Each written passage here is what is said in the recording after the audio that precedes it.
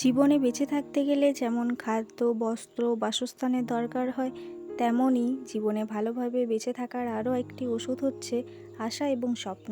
স্বপ্ন এবং আশা আমাদের জীবনকে এগিয়ে নিয়ে যেতে সাহায্য করে। Everyone, good morning. সবাই কেমন আছো? আশা করছি তোমরা সবাই ভালো আছো আর আমিও বেশ ভালো আছি। তো আমার টিঙ্কু ফ্যামিলি লাইফস্টাইলে তোমাদের সবাইকে স্বাগত। তো আজকে আমি সকাল সকাল ঘুম থেকে তো উঠে গেছি, আর আজকে রোদও ওঠে নাই তেমন। আর এই যে ঘর বাগাচ্ছি আমি এখন। তো চলো তোমরা সম্পূর্ণ ভিডিওটা দেখতে থাকো, আর ভালো লাগলে অবশ্যই একটা লাইক করে পাশে থেকো। আর আমি কিছুদিন ধরে ভিডিও দিয়ে নিকো, তো ভাবছি এবার থেকে কন্টিনিউ করব, কারণ আমার শরীরটা তখন খুব খারাপ ছিল। তো চলো তোমাদের যদি ভিডিওটা ভালো লাগে তাহলে অবশ্যই পুরো ভিডিওটা স্কিপ না করে দেখো, দেখবে নিশ্চয়ই ভালো লাগবে। সকাল সকাল চা খেয়ে লেগে পড়েছি ঝটপট বাসি কাজগুলো সারার জন্য। আর কি, ঘরে তো অনেক ধুলো জমেছে, তো ভাবলাম আগে এখান থেকেই শুরু করি, কারণ দুদিন পর আমাদের একটা অনুষ্ঠান আছে, তার জন্য বাড়িঘর তো পরিষ্কার করতেই হবে। আজকে না হয় সেটা করা যাক। তো ভাবলাম আর দেরি করে লাভ নেই, তাড়াতাড়ি চাটা খেয়ে শুরু করে দিলাম কাজ করতে। আর প্রথমেই ঘরগুলোকে ভালো করে ঝেড়ে নিচ্ছি। বেশ কিছুদিন ধরে এই ঝুলগুলো চোখে ঠিক ছিল, কিন্তু কিছু করার ছিল না, কারণ শরীরটা অনেকটাই ক্লান্ত ছিল, তার জন্য আর ঝাড়া হয়নি। আজকে যখন লেগেছি কাজে, তখন যত দেরি হোক না কেন সমস্ত কিছু পরিষ্কার করে তবেই শেষ করব। আর ওই ঘরটা ঝাড়া হয়ে গেছে, বাকি আছে এই ঘরটা, পিঁড়েটা আর ওই বাড়িটা।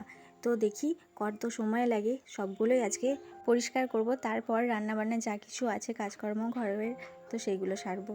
প্রথমে ওই ঘরটা ঝেড়ে এলাম, তারপরে আমার ঘরটা ঝাড়তে এসেছি, আর এই পর্দাগুলো খুলে দিচ্ছি। জানো তো এখন তো গরম পড়ে গেছে, আর পর্দা লাগাবো না।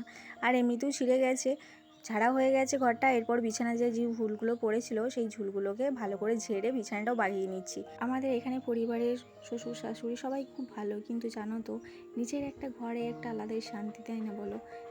সেটা ছোট হোক বা বড়, দিন শেষে মনে হয় এই ক্লান্তিটা এই ঘরে এসেই যেন সব নিমেষেই দূর হয়ে যায়। আর কি, সকালবেলায় বাসি বিছানা পড়ে থাকলে যেমন ভালো লাগে না, তেমনই ঘর দৌড় অপরিষ্কার রেখে রান্না বান্না সেরে শুয়ে থাকতেও তাও ভালো লাগে না। আগে মনে হয় হাতের কাজ যেগুলো আছে সেগুলো শেষ করে তারপরে নিজেকে একটু বিশ্রাম নেব, না হলে মনে হয় যেন সব সময় চোখের সামনে সেইগুলো ঘুরে বেড়াচ্ছে। আর ঘর বাড়ি পরিষ্কার পরিচ্ছন্ন করে রাখা তো মেয়েদের একটা দায়িত্ব। বিছানা গোছাচ্ছিলাম, পাপি বাইরে থেকে বলল মোটরটা বন্ধ করে দিতে। একবার চালিয়ে দিয়ে গেছি, আর এবার বন্ধ করতে এলাম। বন্ধ করে দেওয়া হয়ে গেছে। এরপর যে পাইপটা দিয়ে যে গাছগুলোয় জল দিয়েছে বাইরের দিকে জমিগুলোতে, তো সেই পাইপটা এখন টেনে বার করে নিচ্ছি। সকালবেলা এখন বেশি দেরি নয় জানো, আজকে রোদ ওঠেনি, তাই বেলাটা বোঝাও যাচ্ছে না গো। দুদিন ধরে এত ভীষণ গরম ছিল, রাতের দিকে বৃষ্টি হচ্ছিল, এমনকি ওয়েদার বারবার চেঞ্জ হচ্ছিল, বোঝা যাচ্ছিল না যে এটা কোন ঋতু বা কিছু।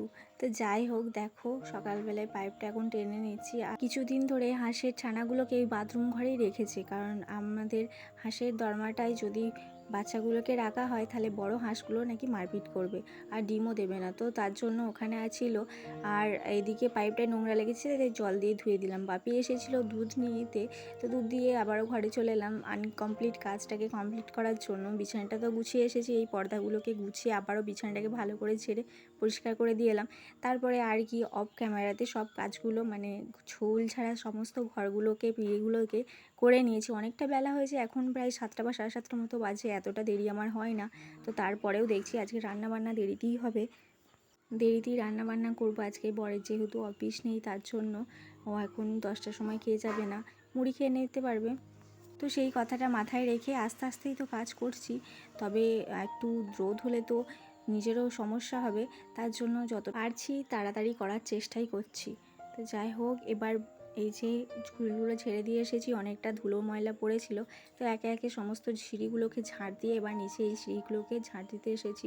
আর অনেক জামা কাপড় ছিল, সেগুলোকে সরিয়ে এখানটা ভালো করে পরিষ্কার করে ছাদ দিয়ে নিলাম। এবার তো সমস্ত কিছুকে পরিষ্কার করে নিয়েছি, এবার তো মুছতেও হবে।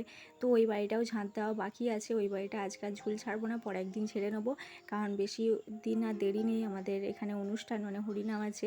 তো তোমাদেরকে অবশ্যই সেই ভিডিও শেয়ার করব, পারলে তোমরা অবশ্যই দেখো, আমার পাশে থেকো। আর দেখো আজকে ঝুল ছাড়ার পর এতটা ঝুল বেরিয়েছে কি পরিমাণে। আর এই যে দুধ নিয়ে নিলাম, ঢাকনাটাও আটকে দিয়েছি। প্রত্যেকটা দিন বাড়িঘর পরিষ্কার করা সত্ত্বেও যেদিন আমাদের ঝুল ছাড়া হয় বা বাড়িঘর আরও পরিষ্কার করা হয়, মনে হয় অনেক নোংরা বেরিয়েছে। সাধারণত চোখে এইসব দেখা যায় না, যখন ভালোভাবে পরিষ্কার করা হয় তখনই এত ধুলো ময়লা বের হয়। আমাদের সাথে কথা বলতে বলতে বাড়ি ঘর দুয়ার সমস্ত কিছু ভালো করে পরিষ্কার করে ঝাঁট দিয়ে এবার এই বাড়িটাকে মুছিয়ে নিচ্ছি। আর এরপর মোছা হয়ে গেলে অর্ধেক কাজ শেষ হয়ে যাবে, কারণ এখন মা ঝাড় দিয়ে দিচ্ছে, আমাকে আর উঠোন ঝাড় দিতে হয় না, শুধু বাসনকোটা ধুলেই হয়ে যাবে। এবারে হরিনামে অনেকজন আসার কথা আছে জানো তো, ভাবছি ঘর পরিষ্কার করে নিয়েছি, এবার ভালো করে গুছিয়ে নেব, গুছিয়ে বাগিয়ে রেখে দেবো যাতে দেখতেও ঘর বাড়িটাকে ভালো লাগে। আমাদের বাড়িতে ছোট্ট কলমে এই আম গাছটায় কী পরিমাণ যে মুকুল এসেছিল তো কোনো কথাই ছিল না। আর এখন অল্প ঝড়েতে বা একটু হাওয়াতেই সমস্ত আমগুলো যেন টুকটুক করে পড়ে যাচ্ছে। মনটা ভীষণ খারাপ লাগছে জানো তো, যে প্রত্যেকটা দিন এমনভাবে খসে যাচ্ছে। আর লেবু গাছেও এবারে লেবু এসেছে। যখন প্রথম ফুল আসা দেখি লেবু গাছটায়, আমরা যে সবাই বাড়ির মধ্যে কি খুশি হয়েছিলাম তার কি বলবো। এখন দেখো একটু ঘোরাঘুরি করার পর আমি থালা বাসনগুলোও ভালো করে ধুয়ে নিয়েছি। এবার যে মপটা দিয়ে ঘর বাড়িগুলো পরিষ্কার করেছিলাম সেটা এবার ধুয়ে নেব। কলতলাটা আগে ভালো করে ধুয়ে পরিষ্কার করে নিলাম। এবার এটাকে ভালো করে জল দিয়ে ধুয়ে নিচ্ছি যাতে কোনো ময়লা না থাকে, তারপর ভালো করে নিকড়ে নেব। আমাদের সকালবেলায় যেহেতু একবারই ঘর মোছা হয়, তাই চেষ্টা করি সবসময় ভালো করে পরিষ্কার পরিচ্ছন্ন রাখা। কি বলো তো, আমরা মেয়েরা আসলে কিছু সময় নিজের পছন্দকেও গুরুত্ব দিতে ভুলে যাই। গুরুত্ব দেওয়া কিন্তু উচিত। এই সংসারে প্রধান চালিকা শক্তি হচ্ছি আমরা মেয়েরা। আমরা প্রত্যেকটা দিন পরিবারের অন্যান্য সদস্যদের ভালোর কথা, খুশির কথা চিন্তা করি, তবে দিন শেষে আমরা যদি নিজেদেরকে খুশি নাই রাখতে পারি, নিজেদেরকে খুশি করার দায়িত্ব যদি নিজেরা না নিতে পারি, তাহলে সংসারের বাইরে আর কি কেউ আমাদের খোঁজ খবর রাখবে বলো? কে আমাদের ভালো বা মন্দের দায়িত্বটা নেবে বলো তো? এই দেখো না, কিছুদিন ধরে আমার না লালতের এই শাকগুলো খেতে খুব ইচ্ছা করছিল। এই শাকগুলো খেতে কার না ভালো লাগে? তো অনেক দিন ধরে বলাতে বাড়িতে তারপরে আনা হলো। কালকে একদিন হয়েছিল আর আজকে কিছুটা শাক ছিল, সেটাই আবার আজকে করা হচ্ছে। তো বলো তো, আমরা একটি সংসারে যদি আমরা নিজেদেরকে ভালো রাখতে পারি, নিজেদের ভালো লাগা খারাপ লাগাকে গুরুত্ব দিতে পারি, তাহলে একটি সংসারে অনেক ক্ষেত্রেই ভালোভাবে চলে, ভালো থাকে সংসারের প্রত্যেকটি মানুষ।